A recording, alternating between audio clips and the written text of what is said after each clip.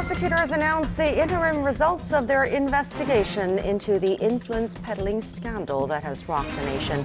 Where does this leave the president? Leaders from the Asia-Pacific come together for the first time after the U.S. presidential election. How will they reshape their policies for a Trump presidency? All this right ahead. Welcome to News Inside. I'm An Jang-hyun. Let's meet our panelists. Professor Shin Sang-yak from Kyung University Graduate School of International Studies is back with us, as is Dr. Bong Young-sik from Yonsei University Institute for North Korean Studies. Welcome back. A slew of developments in the power abuse scandal has roiled the nation as the probe into the president's confidant Choi Soon-sil and former key aides took a new turn. Political parties, meanwhile, are frantically looking for ways to grapple with the aftermath of the scandal. Here's a rundown of the latest. Prosecutors charged and detained President Park Geun-hye's longtime confidant Choi Soon-sil and her former senior secretary An Jong-bum for allegedly abusing their power to force conglomerates into providing funds for two foundations, Mir and K Sports.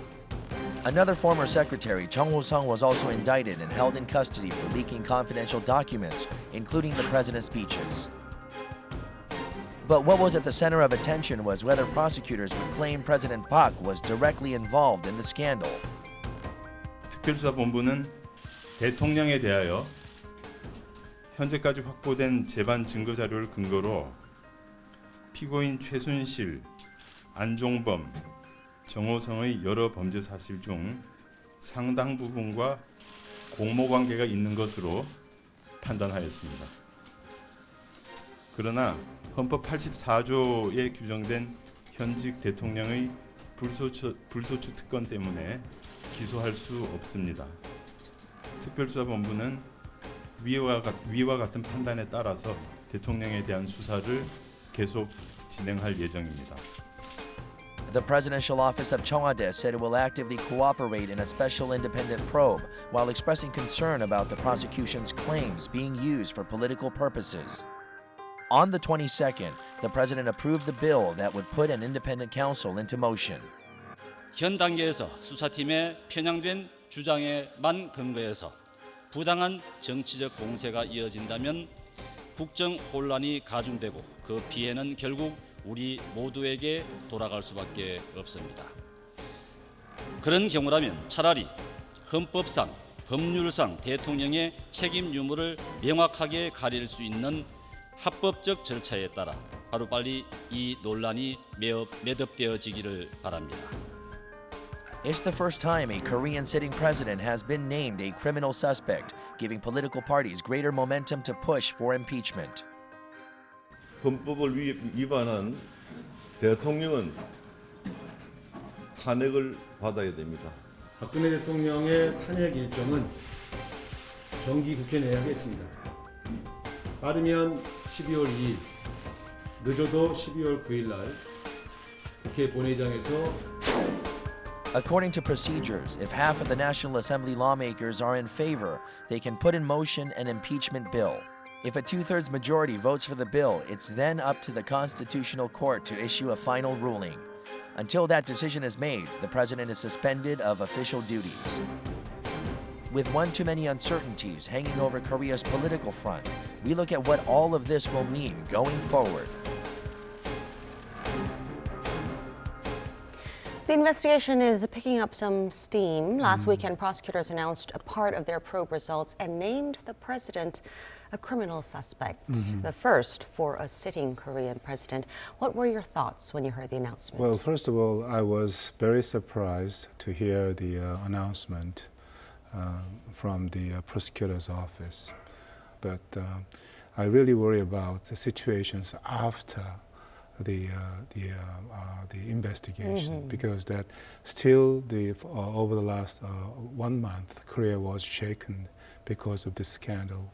But according to investigation, the presidential impeachment will continue for the coming several months. That means that Korea will be under the shock of this scandal. That means that I'm really concerned about Korean economy and Korean the national interest. The prosecution seems to have gone all out this time, not only saying the president is suspected of conspiring with others, but also making the allegations against her public. Why do you think the prosecution decided to take this approach? Well, it is what the prosecutor's office is supposed to do as a public office. If it has the obligations to disclose the result of an investigation fully and completely to the general public. And it is very important for the prosecutor's office to restore public trust as a government, objective government branch, because there is a lot of criticism toward the prosecutor's office as a mere puppet arm of the administrative body of the government when Ms. Choi Soon-sil was not immediately arrested. So it is an effort by the prosecutor's office to try to restore the public confidence, which is extremely important for the prosecutor's office to continue to the investigation that is now aimed at the Blue House, President's office. Well, it could also mean that the prosecution is quite confident that they have enough evidence against Right. the president. In the media interview, the prosecutor's office spokesperson even said that we only reveal what is outcome of the investigation that we have at least 99% confidence to prove. But we have to wait and see, because the president's office, the Blue House, vehemently responded to the interim announcement of the investigation outcomes by the prosecutor's office, characterized it as a character assassination, and they refused to cooperate with any investigation request by the prosecutor's office.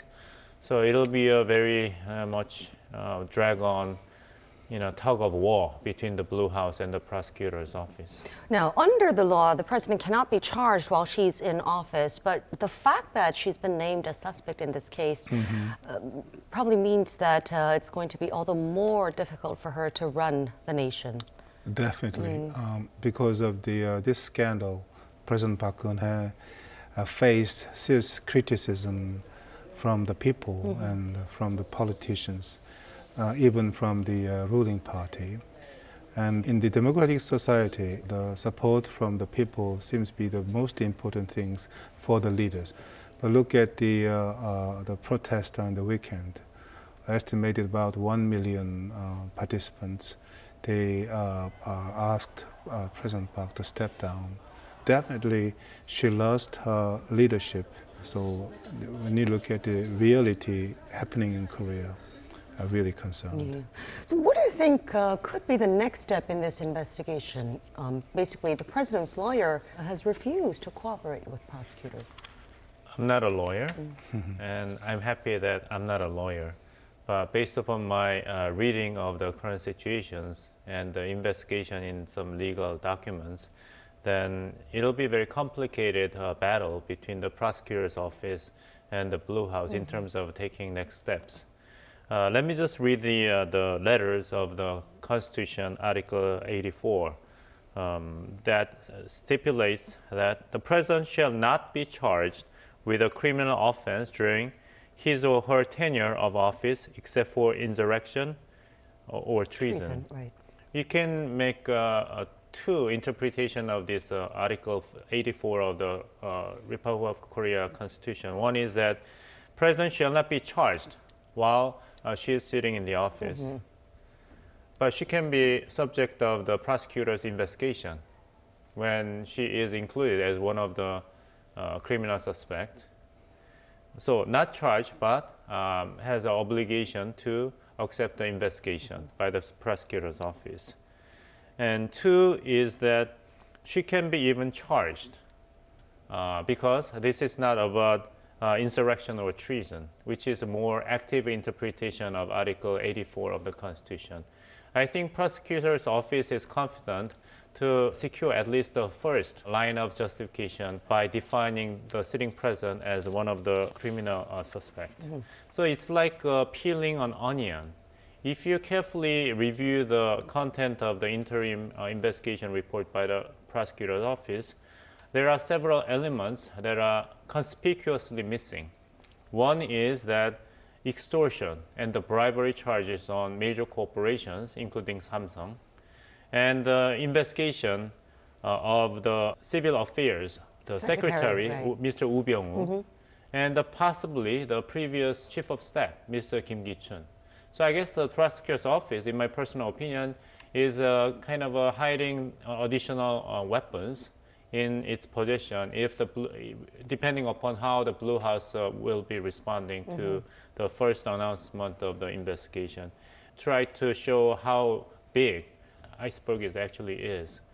This is just the first step of the many steps available to the prosecutor's office to move on with a further investigation. Plus, we can expect a special independent Right, investigation appointment of by the National Assembly. special prosecutor by the National Assembly, which can be also taken advantage of by the Blue House in terms of buying more time.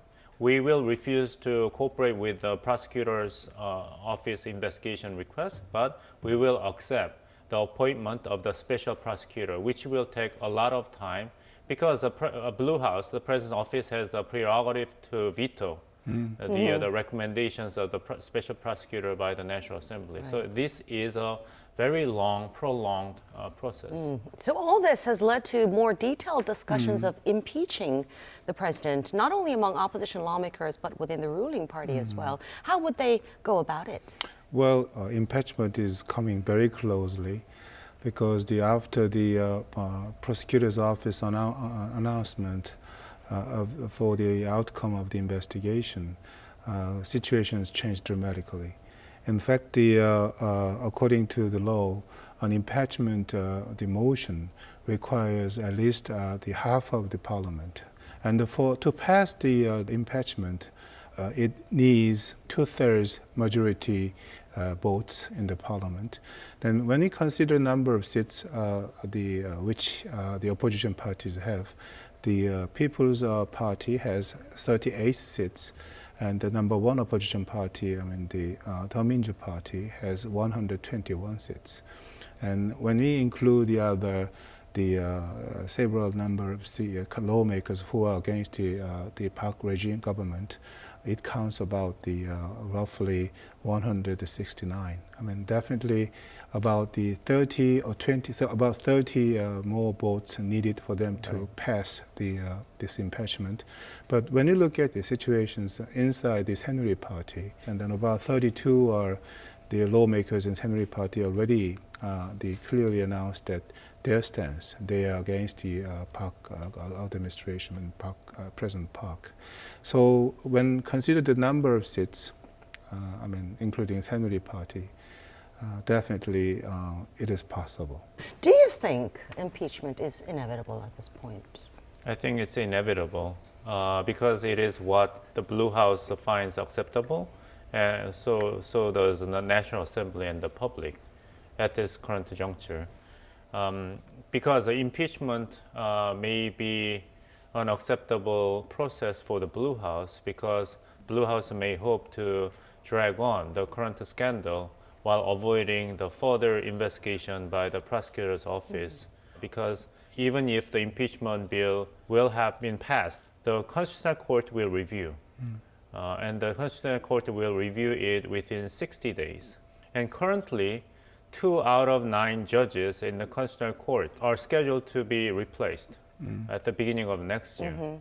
So the Blue House will accept recommendations of the new judges for the Constitutional Court from the National Assembly, which the Blue House has the right to veto. So the Constitutional Court will not be assembled with a sufficient number of judges to actually start reviewing the bill of the impeachment.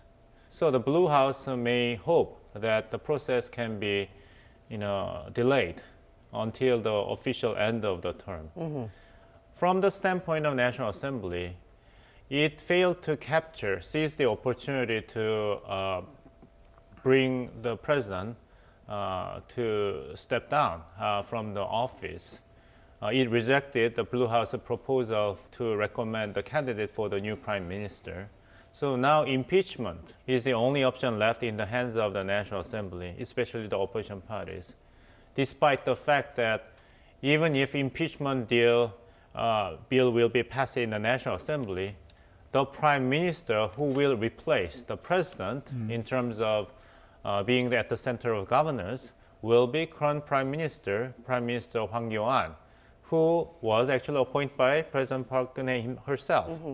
So that would not be much of a change in terms of holding the Park Geun-hye administration accountable for the political scandals. But it is left without any better alternatives. So from the Blue House's point of view, the impeachment process would be a way to buy time. And from the National Assembly's point of view, it would be a way for them to take some sort of action. It is the constitutional procedure which is legitimate, left in the hands of National Assembly. Although the chance that the impeachment will actually force President Park Geun-hye to step down, that's another matter. But this is a constitutional procedure available to the National Assembly. And it'll be such a long process then in this program, A News Insight, we may talking about the same thing for the next 5 weeks. But if I add one thing more, I think the most important thing we have to consider is the response of the public. Even as Dr. Wong well explained, that is the scenario which the Blue House seems to take. But if the public do not take that idea, I think that all scenarios can be changed. Right. So I think we have to look at the response or thoughts of the public. It will be very, very important for the future politics in Korea. But don't you think that considering how angry and frustrated public is, as well illustrated by last 2 weeks massive demonstration in the street of Seoul and other cities, don't you think that the public wants something like impeachment bill being activated? They want to see some sort of process. Right, process. Yes, I think yes, that's we can read the thought of the public when we look at the 4 times a large size demonstration, peaceful demonstration. Right. But I think the politics is politics. What I mean is that maybe Blue House tried to implement what they think. Delay the procedures as much as they can. I doubt whether the other political parties just to wait and see. Then they can. I don't know whether this is an appropriate expression or not, but they just try to use the publics. Well, the basic strategies politicians try to use is the public. They have to be seen to be taking some sort of action. Yes, maybe I think that's it's too early. We can say it can be one of the tactics maybe the opposition party will use, but well, there must be some possibility, I think. Well, let me be in position of the opposition parties, right? Then let's assume that I try to put additional pressure on the Blue House from the strategic standpoint. Then I will criticize the Blue House for not keeping her promises that she made in the second apology. Sure. She stated that she would accept any request by the prosecutor's office for full investigation if necessary, and she is willing to accept special prosecutor's investigation if necessary. But her lawyer rejected to cooperate with prosecutor's office. So that she fails to demonstrate that with her 2 apologies, she genuinely atoned for her wrongdoings. I see. But when I look at the situation from the other perspectives, very recently we listened to a news about the resignation of the senior secretary for civilian and political affairs. So I really, how we understand this situation, I think it's really, really important. Maybe the president herself cannot manage the situation alone. She needs a team and cooperation with her staff. But I personally found some crack in the unity among the group supporting for the President Park Geun-hye. So if it can be managed, I think it must be very temporary ones. So who will change the direction of the stream? I personally think situation is not very easy though. While Korea remains mired in this scandal, other countries are busy drawing up new strategies for the soon-to-come transition of power in the U.S. Signs of this were seen at the APEC summit held in Peru. Here's a look at what went on at the latest meeting. The 24th APEC summit kicked off in Lima, Peru on the 19th, bringing together 21 member nations, accounting for 57% of the global economy. The APEC meeting was held under the theme of quality growth and human development, especially with a lot of discussions centering on the growing threat of protectionism under a Trump presidency and how Pacific Rim countries can counter the risks. There is a threat of protectionism around the world at the moment, and APEC, I think, is a very good organization to fight against that. Korea was represented by Prime Minister Hwang Kyo-an, who discussed ways to overcome low growth and the rise of trade protectionism with other leaders. Much emphasis was particularly placed on the free trade area of the Asia-Pacific, or the FTAAP. Chinese President Xi Jinping used APEC as his platform to rally support for the Beijing-led mega trade deal RCEP. U.S. President Barack Obama, on the other hand, attempted a last-ditch effort to revive the all-but-scrapped Trans-Pacific Partnership. TPP is a plus for America's economy, America's workers, American jobs. I think not moving forward would undermine our position across the region and our ability to shape the rules of global trade in a way that reflects our interests and our values. In the face of massive changes likely to come on the global trade front, APEC leaders have come together to better prepare for a bumpy road ahead.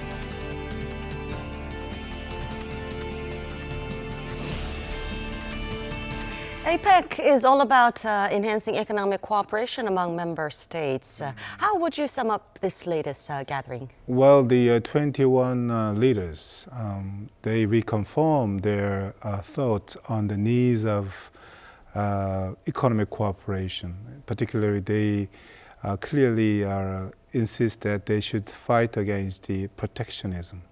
There are two reasons. The first one is, as you know very well, the new president-elect in the United States, Mr. Trump, he clearly said that he will nullify the TPP on his first day as a president. That means that it will be a kind of threat against the free trade.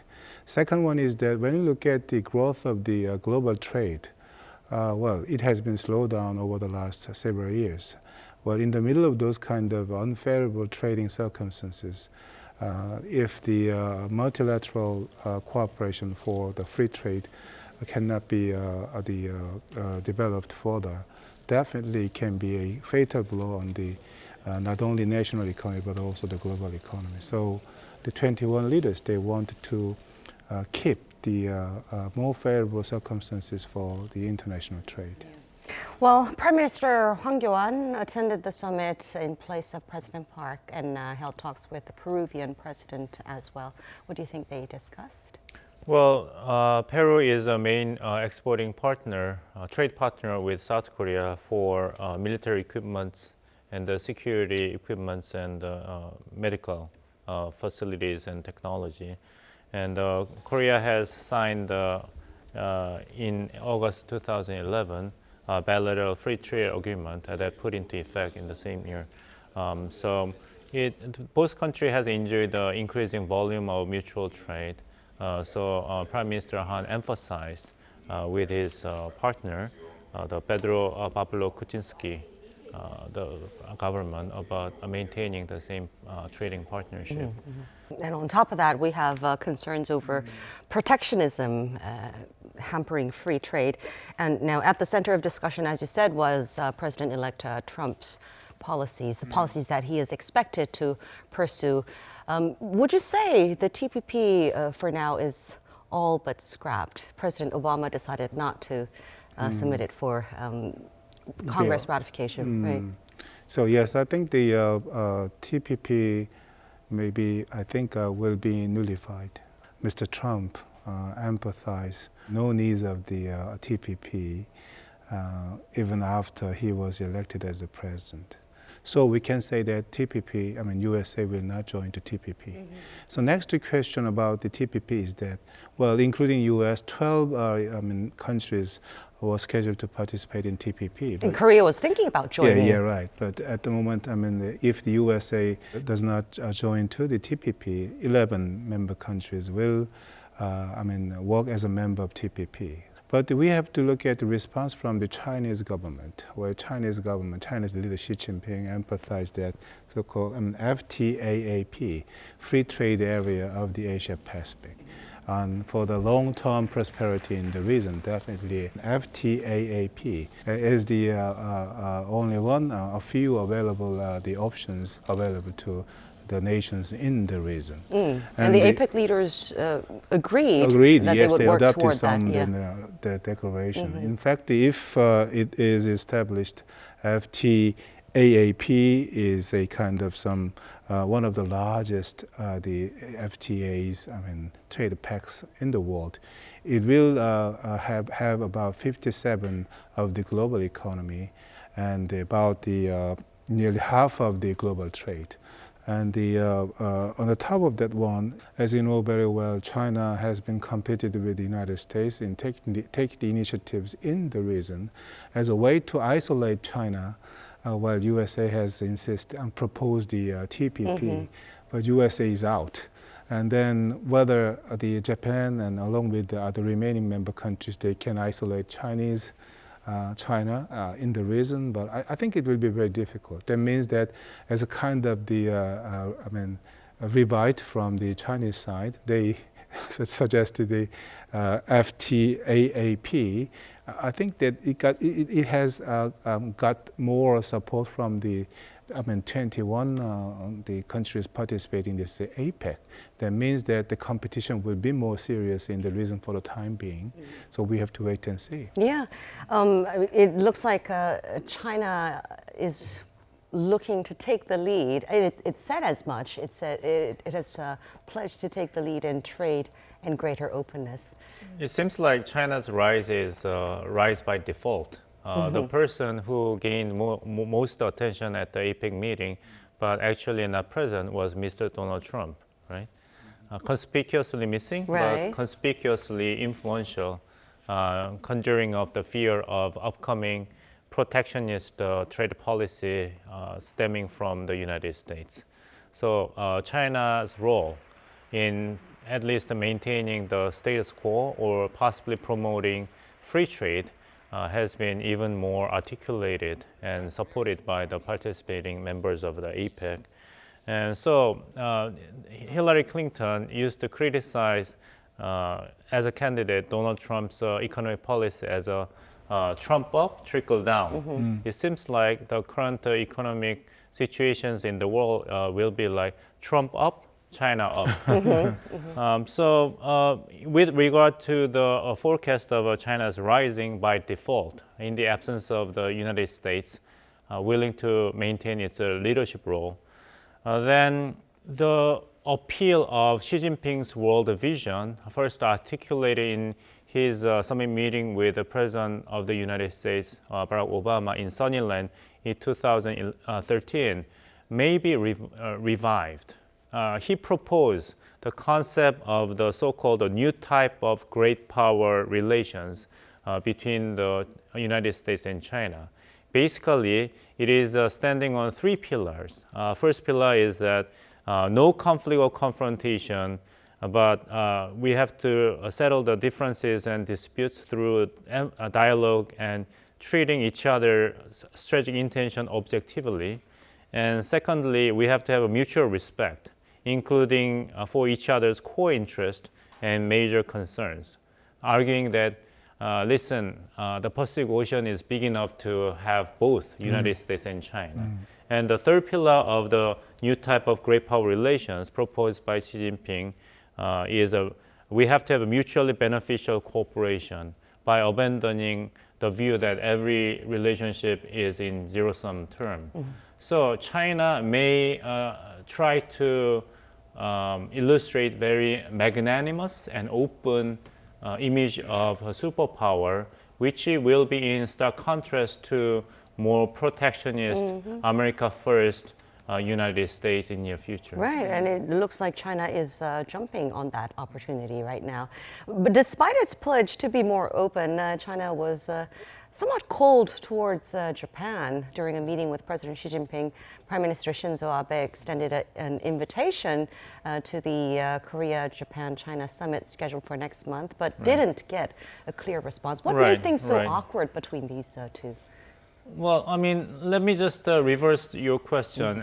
When was there any time that China and Japan get along well with each other? Not or in not a more really. in a partnership. So there's not much element of surprise, because Japan and China are engaging in, and they have to engage in a very steep zero-sum competition in narrow scope of Asia Pacific. Well illustrated examples include that whatever China does, Japan follows. Think about it. When Xi Jinping government invited and have first summit meeting with the leaders of the Philippines and Myanmar, then Japan followed suit and invite the exact same two leaders to Japan for summit meetings and promised almost equal amount of economic aid and other diplomatic benefits to the countries. So Japan is following China in order to keep pace with the rising influence of China, especially when it is getting clearer and clearer that Japan cannot count on backing of the United States, because United States will be more geared toward the principle of neo-isolationism. Well, Japan did beat China in one thing, and that is holding talks with U.S. President-elect Donald Trump. Why do you think Abe moved so quickly? Well, the situations force him to meet Mr. Trump as soon as possible. Well, TPP, USA will out from the TPP. It must be some burdensome on Japanese government and the Prime Minister Abe, because in the competition with China, without USA, definitely it's more difficult for the Japan to compete with China. And another issue, emerging issue in the relationship between two countries is sharing the defense costs. When he was a candidate, Mr. Trump emphasized that the allied countries should have to pay more because the Americans pay too much money. And then so in this context, I mean, he asked the Japanese government and Korean government to share the cost on the more even basis. Well, people say Japan's enthusiasm is quite different from when Barack Obama was first elected. Why would that be, if that is so? Well, Japan is a far more desperate situation thanks to previous success under the Obama administration. Prime Minister Abe's U.S. policy has been astounding success for the past few years, including him delivering a speech in the commemoration of the 70th anniversary of the end of the Pacific War in the joint session of Congress, U.S. Congress, for the first time as a sitting Prime Minister of Japan. So I think that Prime Minister Abe wanted to maintain the momentum. So you can criticize Abe being way too proactive without necessarily having well-versed strategy to incorporating with the United States under the new leadership, but making good impression and building basic personal chemistry between leaders are, in many cases, very precious and effective capital for effective diplomacy. So I don't think the Prime Minister Abe's proactive diplomatic initiatives is something that should only be criticized. Well, compared to Japan, Korea is pretty much sitting on its hands at a time when we need to be discussing new strategies.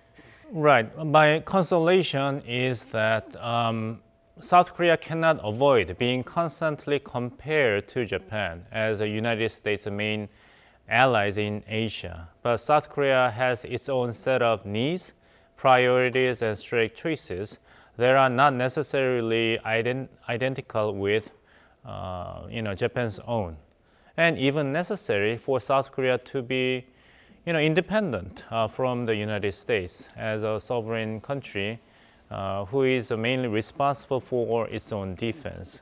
So how South Korea is going to deal with some major issues that are directly related to renovating or upgrading existing security partnership with the United States, including the signing of the GSOMIA and the deployment of that. These are issues that South Korean government have to deal with anyway, without regard the changing partnership between Japan and the United States. So it is very important for South Korea to be vigilant, but at the same time, not jumping to the conclusion. One example I would like to highlight in that regard is the disastrous meeting between then South Korean President Kim Dae-jung and President-elect George W. Bush. South Korean President Kim Dae-jung rushed to persuade the President-elect George W. Bush about the need for engagement policy toward Pyongyang, despite the fact that Bush administration was geared toward more hardline, neoconservative line of foreign policy already. So having some meeting with a new leader of the United States as early as possible does not always result in positive outcomes. Well, we haven't seen much reaction from North Korea to Trump's election, although it has hinted that it's looking forward to a change in Washington's policy. As a candidate, presidential candidate, Mr. Trump has, had quite different, options, policies toward North Korea. He went back and forth quite a bit. Yes, of course, there's a back and forth. But so I think on the part of the North Korea, they have to wait and see, because his foreign and security team are not the set, and then who will take in charge of the defense policy or foreign policy in the Mr. Trump's administration seems to be very important. So at the moment, North Korea is waiting to see clear policy of the Mr. Trump's towards them. There are already some names being tossed around. Some have even been mentioned. So when we consider the possible makeup of Trump's national security team, which direction do you think the Trump administration would take regarding North Korea? Well, the frank answer is I do not know, because it's a mix of a very interesting and sometimes oppositional characters. There are three pillars that determine the general direction of U.S. foreign policy, including U.S. policy toward North Korea. That is the Secretary of State and Secretary of Defense and the White House National Security Advisor. And National Security Advisor has been appointed with Michael Flynn. Right. Well, he's a Russia expert, but a hardliner in general. But he also mentioned that he will put high priority on the continuation of U.S.-Korea security alliance. But at the same time, during his interview with the Japanese newspaper Nihon Keizai, he expressed the intention that he wouldn't be interested in engaging in economic bargainings with North Korea for the sake of denuclearization. How about Giuliani? Giuliani is a really big champion of law and order, and he lacks the foreign policy experience. So his North Korea policy, if he will be the next Secretary of State, will be very much domestic oriented. So North Korean problem will be analyzed in terms of anti-nuclear proliferation or America's fight against international terrorism.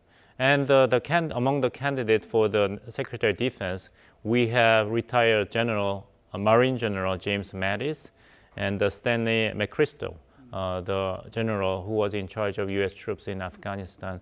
These are all hardliners.